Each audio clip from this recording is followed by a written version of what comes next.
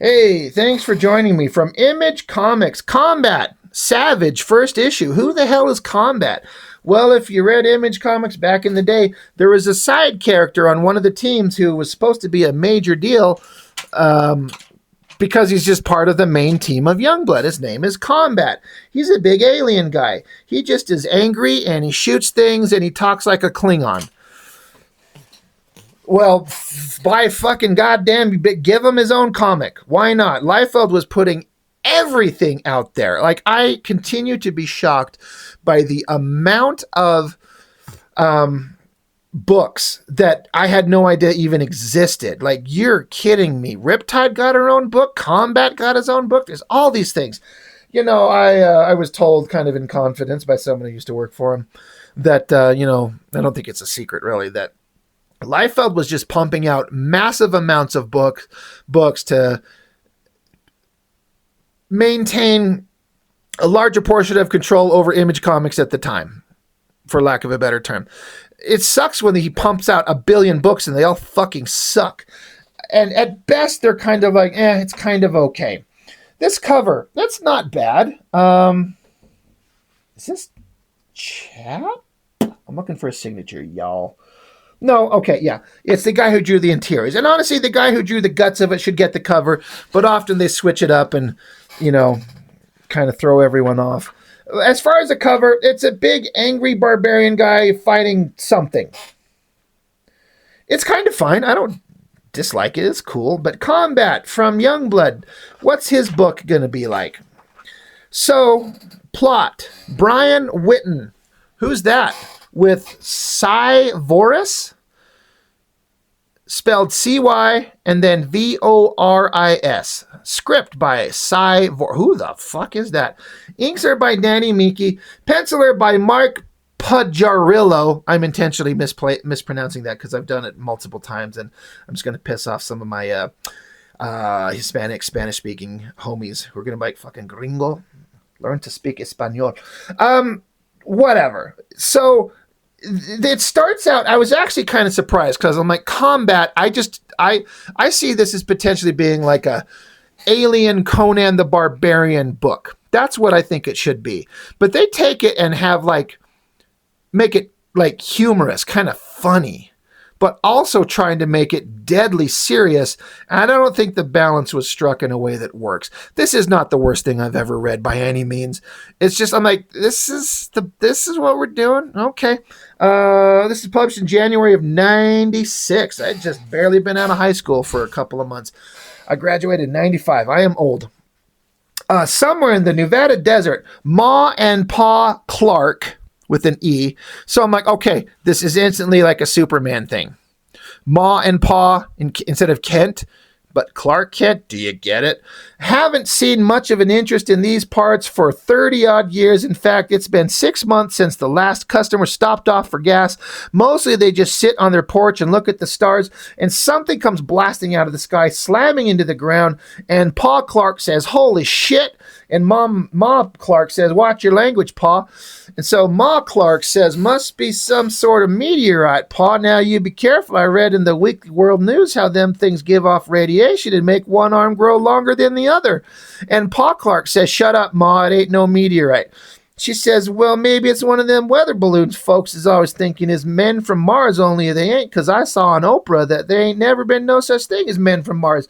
And he says, shut up, Ma. It ain't no weather balloon neither. Looks like something moving down there. I'm going to give a closer look.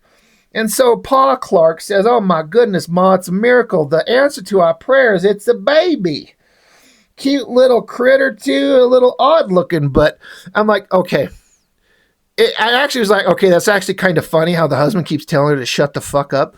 And it's a play on the Clark Kent origin, I'm like, this is what we're doing in a Combat? Like the alien barbarian warrior from Youngblood? We're all like yucks, boffo yucks and ha-has. Okay, sure. And then it's a baby. It's a little alien creature. And then it just fucking in the blink of an eye literally grows into a giant insect, super muscled monster motherfucker. And I don't know what this is. This curve of I don't understand what that is. But he just slaughters Ma and Pa Clark. The text here, I mean, it's saying a bunch of stuff. Like, it happens in the blinding speed. The embryo erupts. The air is crackling with the scent of sulfur and brimstone. It's so scary. Ma Clark tries to scream, but perhaps for the first time in her entire life, her voice fails her. Got to give it to the artist. That's kind of an awesome shot of this giant bug monster thing. The end. Now we cut to combat. High noon on the planet Catella, in the heat of 3 suns, bakes the taut flesh of Prince Combat. It literally says taut flesh. I do not like that word. As he defends the Castle Royale from a band of psychotic rebels. Okay. Since coming to planet Earth, however, this fierce warrior has taken on a new name. Here he is called, and then somebody from off panel says, Combat. Get it? And so now there's Kiever. He's been introduced in the comic, and he's like, who are your friends, Kiever? Like, this is Special Agent Elizabeth Lashiel and her partner, Richard Eisenhart. They're literally on the holodeck. Now, I've said all the time that all these characters are always in the holodeck training against fake monsters, and they literally, for the first time ever, call it a holodeck. They literally call it that. I just say it because that's what it is on Star Trek. But they call it the holodeck. He's like, and so this is a Klingon, so he's Worf from Star Trek. He's pissed off that he was interrupted in his training session, and they're like, well, 24 hours ago, Youngblood, blah, blah, blah, found an unidentified flying saucer entering the atmosphere somewhere towards the Nevada desert, the giant alien thing we just saw. And they're like, hey, we're a couple. I bet these guys are supposed to be like X-Files guys, like Scully and Mulder, but it's Lashiel and Eisenhart. But they're like, hey, we're going to go with you. We're going to investigate, but it's probably alien. And we thought, you're the most uniquely qualified person to investigate it, because if it's a possibly alien thing, what better person to investigate than an alien himself? And so then Combat tries to give some, philosophical wisdom. He's like, this is a strange society you Earthers live in. You spend millions of dollars breeding superhumans to defend your nation while people starve to death in the streets of your cities. People fucking are not starving to death. Shut up. Starving to death in the streets of your cities. Serial killers stalk the shadows and become celebrities. And yet you think that admitting the existence of extraterrestrial life would cause a global panic? Unbelievable. I will accompany you, lest fear and chaos rule the streets. Shut up. This is already boring. It's just cliche. Like, they're not adding anything interesting to Barbarian Alien Warrior. I think there's possibilities for it, but I'm not holding out hopes. So now they're in Nevada, and this is the giant crater that got smashed into the ground, and they're looking at the whatever the hell it was, and like, well, this wasn't like a vehicle, some kind of organic thing. This sucks. And Combat's like, well, I don't recognize the technology. It's not any kind of tech that I know from my alien race. He's like, there are strange markings all over the surface, strange symbols. It looks familiar, almost like... And then Combat just stops. He's like, God's above. It can't be. Well, what amazing thing is this going to be? Well, we got to flip over. And then we get backstory. I don't know what these falling symbolic medallion shapes are. They're well drawn. And I was looking at these stupid alien god things. I'm like, are these the Celestials that show up in these goddamn Extreme Studio books? The Keep that they call them? I don't know what they are. They're like football Magneto celestial gods. I don't know. But they're like, this icon is a Catalan religious symbol. It is the symbol of the great evil. The story is written in the tome of Kintar, of a time countless eons ago when the gods ruled over a universe of peace and tranquility. Then one day, from a place of unknown darkness, came a strange visitor, the bug creature. This bizarre alien artifact that was actually an interdimensional vessel, and from it came a monster whom we called the Great Evil. This could not be more cliche bullshit if they tried. It's like the most cliche shit I've ever read. They say this hidden being plunged the universe into horror and chaos by taking the souls of the gods. Well, they're not very awesome gods if these little alien bug creatures could suck their brains out through their asses and then beat everything. Save one of the alien gods. He resisted the great evil's power long enough to create a weapon, an organic super warrior that was immune to the great evil's power. So for some reason, we felt the need to draw,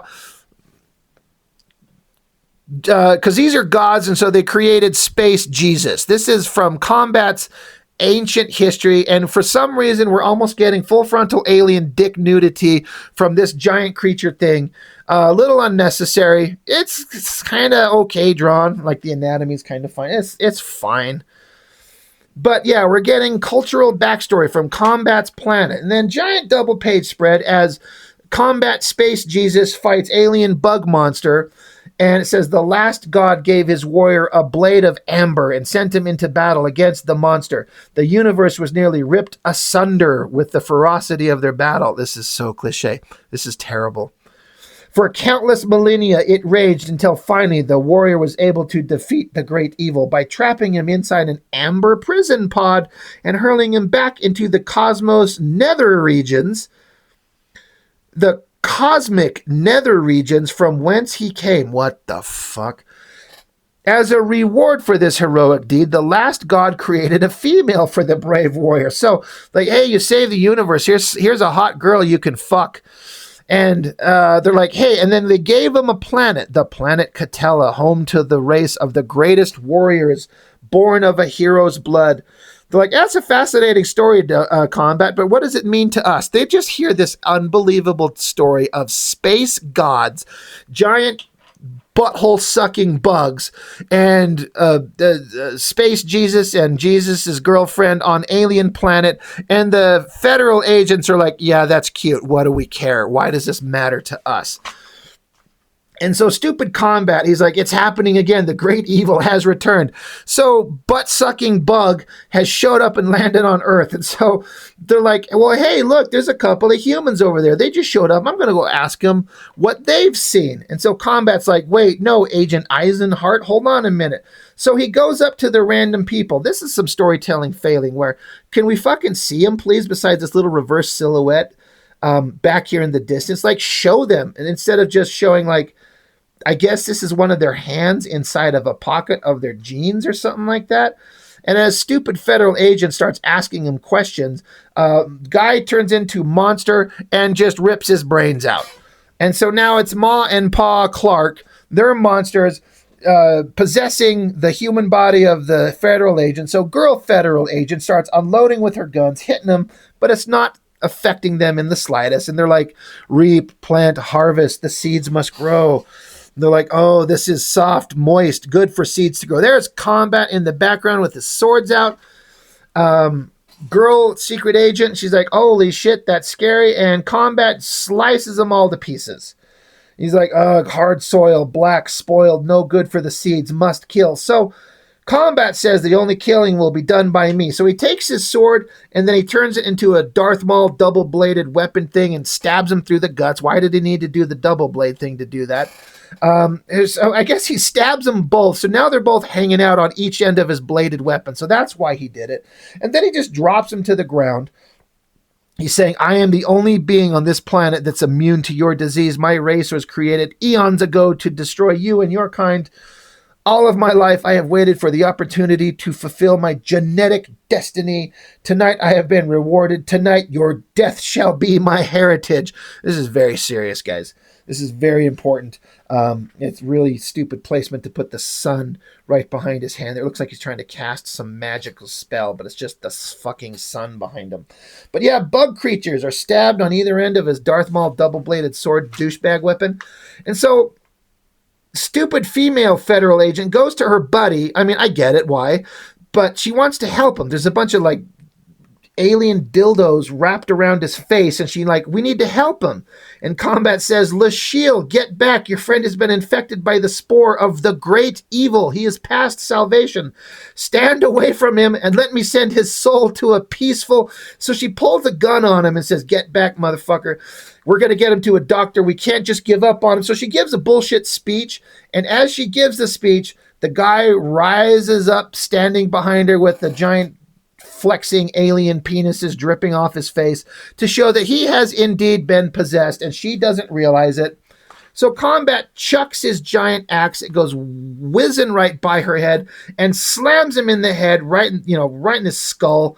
I do like that impact shot of him just angling back. And that's a pretty impressive giant shot of Combat diving into action with the hand. That is a big fucking hand. But I mean, I like it. It looks good. He dives into action. He's going to help. Jumps on the monster, grabs his axe, starts ripping into the monster. And then I felt like suddenly my guy here, the artist, was inspired by some Stephen Platt. There is a lot of ink splatter everywhere and a lot of dramatic lines and over-rendering. And so he just slaughters the shit out of the alien thing. It's pretty good. It's fine. And so Combat's like, where's the nearest city? She's like, Las Vegas, less than 15 miles from here.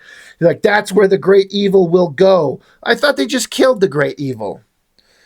Says he will plant his seed in this Las Vegas. He will create more and more of his monstrosities. Unless we can stop him, they will overrun the earth. Well, that sucks.